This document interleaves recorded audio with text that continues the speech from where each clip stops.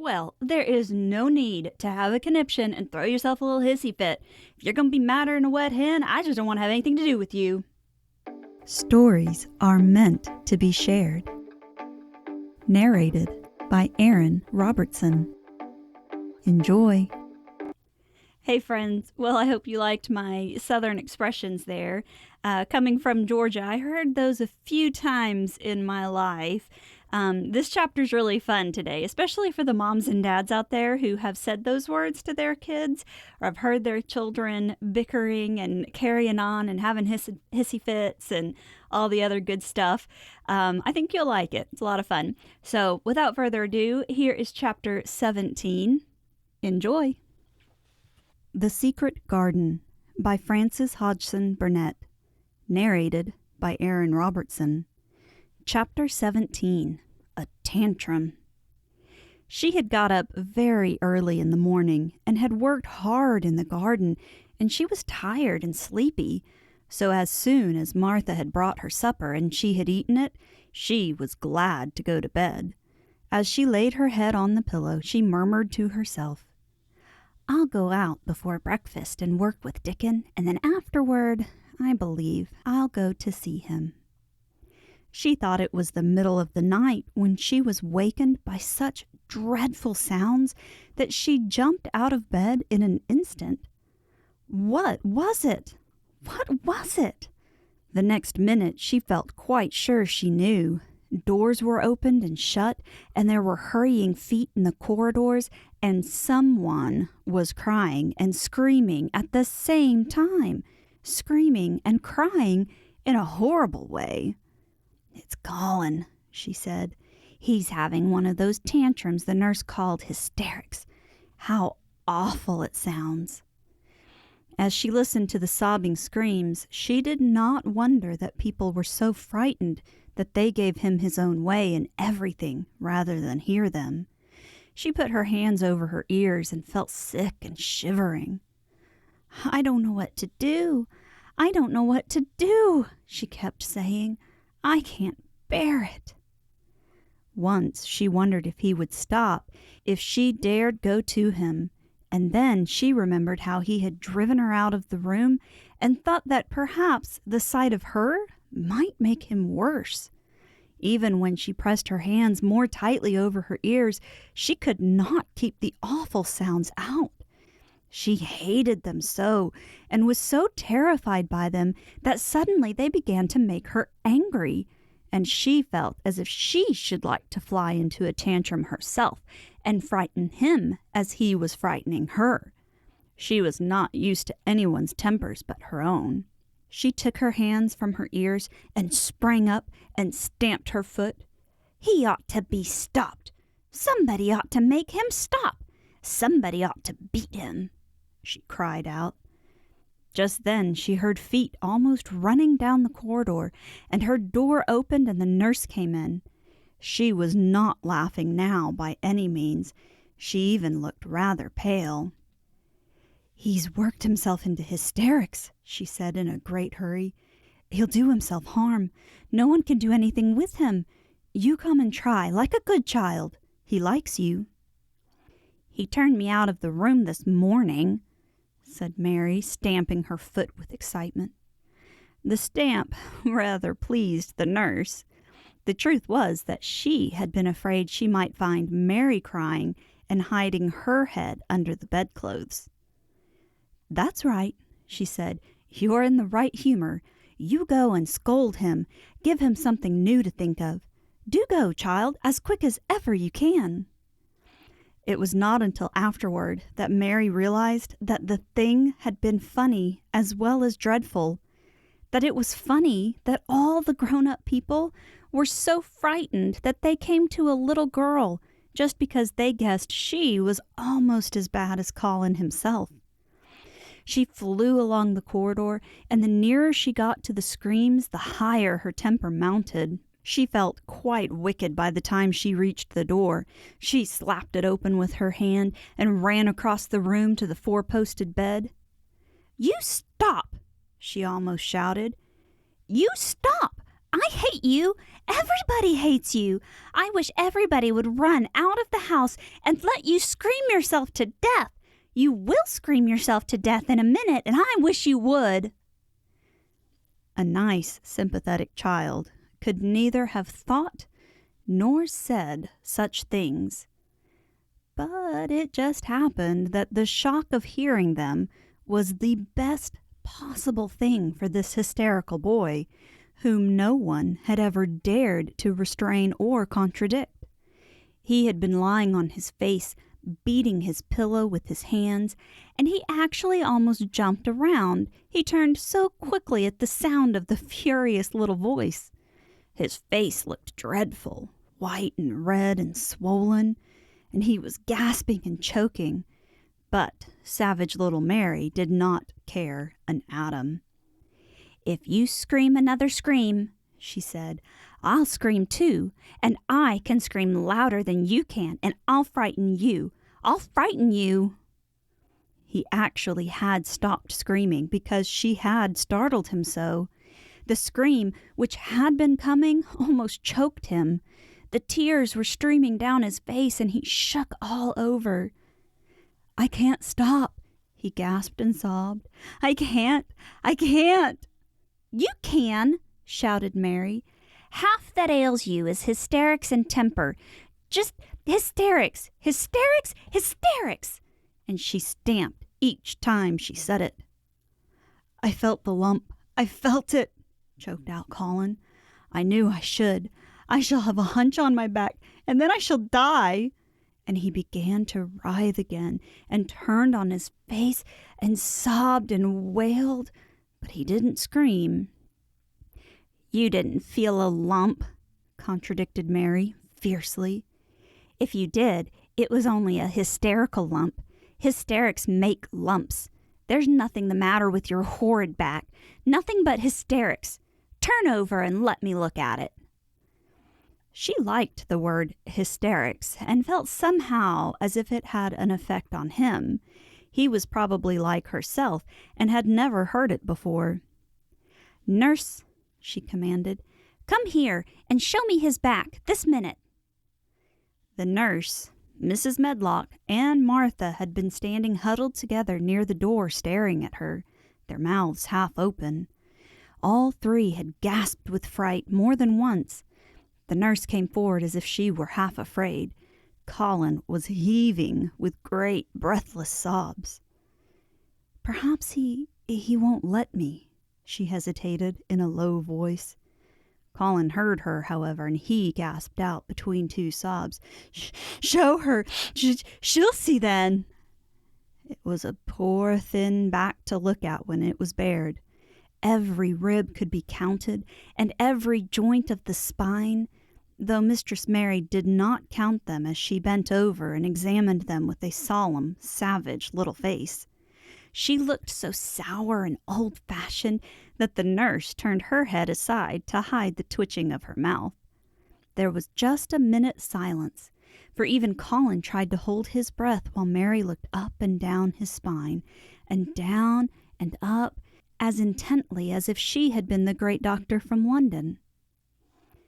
"There's not a single lump there," she said at last. "There's not a lump as big as a pin, except backbone lumps, and you can only feel them because you're thin. I've got backbone lumps myself, and they used to stick out as much as yours do until I began to get fatter, and I'm not fat enough yet to hide them. There's not a lump as big as a pin.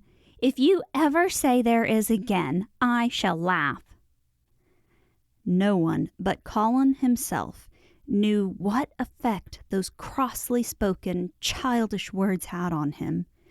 If he had ever had anyone to talk to about his secret terrors, if he had ever dared to let himself ask questions, if he had had childish companions and had not lain on his back in the huge closed house, breathing an atmosphere heavy with the fears of people who were most of them ignorant and tired of him, he would have found out that most of his fright and illness was created by himself.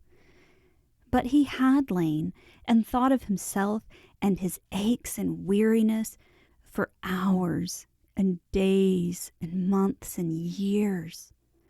And now that an angry, unsympathetic little girl insisted obstinately that he was not as ill as he thought he was, he actually felt as if she might be speaking the truth.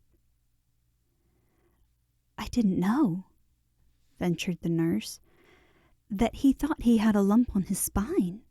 His back is weak because he won't try to sit up. I could have told him there was no lump there." Colin gulped and turned his face a little to look at her. "Could you?" he said pathetically. "Yes, sir." "There," said Mary, and she gulped too. Colin turned on his face again, and but for his long-drawn, broken breaths, which were the dying down of his storm of sobbing, he lay still for a minute, though great tears streamed down his face and wet the pillow. Actually, the tears meant that a curious, great relief had come to him. Presently he turned and looked at the nurse again, and strangely enough, he was not like a Rajah at all as he spoke to her. "Do you think I could live to grow up?" he said. The nurse was neither clever nor soft-hearted, but she could repeat some of the London doctor's words. "You probably will, if you will do what you are told to do and not give way to your temper, and stay out a great deal in the fresh air." Colin's tantrum had passed, and he was weak and worn out with crying, and this perhaps made him feel gentle. He put out his hand a little toward Mary, and I am glad to say that, her own tantrum having passed, she was softened too, and met him halfway with her hand, so that it was a sort of making up. I'll go out with you, Mary," he said. "I shan't hate fresh air if we can find—" He remembered just in time to stop himself from saying, "if we can find the secret garden," and he ended, "I shall like to go out with you if Dickon will come and push my chair. I do so want to see Dickon and the fox and the crow." The nurse remade the tumbled bed and shook and straightened the pillows. Then she made Colin a cup of beef tea and gave a cup to Mary, who really was very glad to get it after her excitement. Mrs. Medlock and Martha gladly slipped away, and after everything was neat and calm and in order, the nurse looked as if she would very gladly slip away also. She was a healthy young woman who resented being robbed of her sleep, and she yawned quite openly as she looked at Mary, who had pushed her big footstool close to the four-posted bed and was holding Colin's hand. "You must go back and get your sleep out," she said. "He'll drop off after a while, if he's not too upset. Then I'll lay down myself in the next room." "Would you like me to sing you that song I learned from my ayah?" Mary whispered to Colin. His hand pulled hers gently, and he turned his tired eyes on her appealingly. "Oh, yes," he answered. "It's such a soft song. I shall go to sleep in a minute." "I will put him to sleep," Mary said to the yawning nurse. "You can go, if you like." "Well," said the nurse, with an attempt at reluctance, "if he doesn't go to sleep in half an hour, you must call me." "Very well," answered Mary. The nurse was out of the room in a minute, and as soon as she was gone, Colin pulled Mary's hand again. "I almost told," he said, "but I stopped myself in time. I won't talk, and I'll go to sleep, but you said you had a whole lot of nice things to tell me. Do you think you have found out anything at all about the way into the secret garden?" Mary looked at his poor little tired face and swollen eyes, and her heart relented. "Yes," she answered, "I think I have. And if you will go to sleep, I will tell you tomorrow." His hand quite trembled. "Oh, Mary," he said. "Oh, Mary, if I could get into it, I think I should live to grow up. Do you suppose that instead of singing the Aya song, you could just tell me softly, as you did that first day, what you imagine it looks like inside? I am sure it will make me go to sleep." "Yes," answered Mary. "Shut your eyes."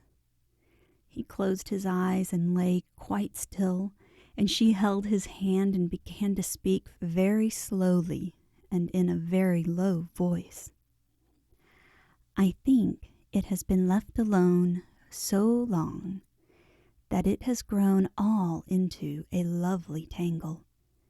I think the roses have climbed and climbed and climbed until they hang from the branches and walls and creep over the ground, almost like a strange gray mist. Some of them have died, but many are alive. And when the summer comes, there will be curtains and fountains of roses. I think the ground is full of daffodils and snowdrops and lilies and iris working their way out of the dark. Now the spring has begun. Perhaps. The soft drone of her voice was making him stiller and stiller, and she saw it and went on. Perhaps they are coming up through the grass. Perhaps there are clusters of purple crocuses and gold ones even now. Perhaps the leaves are beginning to break out and uncurl. And perhaps the gray is changing, and a green gauze veil is creeping and creeping over everything. And the birds are coming to look at it because it is so safe and still. And perhaps,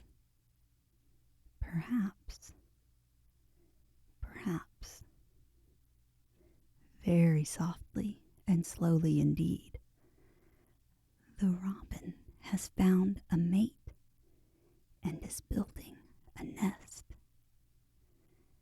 And Colin was asleep. How sweet is that?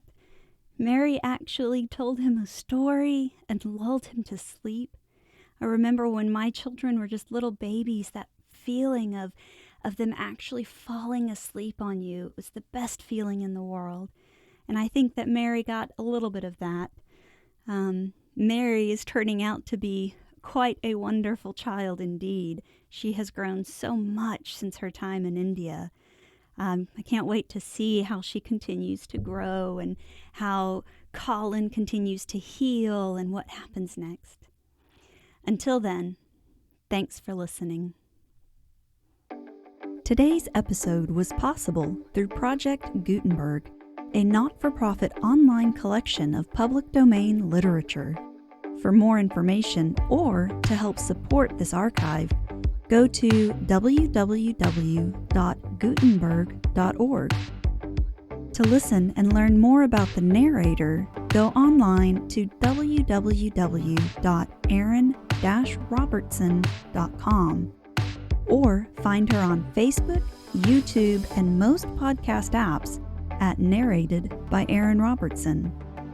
Be sure to hit like and subscribe so you don't miss a single chapter. And as always, thanks for listening.